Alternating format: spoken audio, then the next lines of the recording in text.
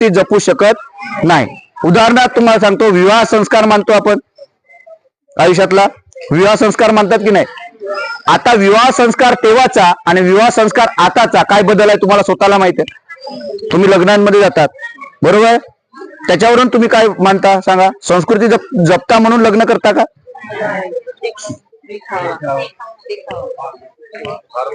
Formality असते, आणि ही formality कोणासाठी असते. समाजासाठी असते बरोबर आहे.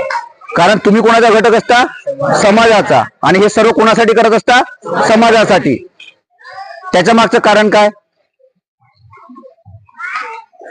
त्याच्या मागचं कारण काय.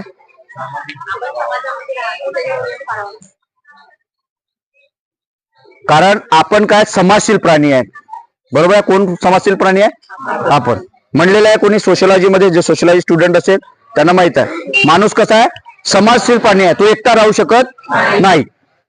एकटा राहू शकतो का, नाही. मग समाजाची काहीतरी नियम आहेत, काहीतरी तत्वे आहेत, याला आपण पाळावं म्हणून या सर्व गोष्टी केल्या जातात.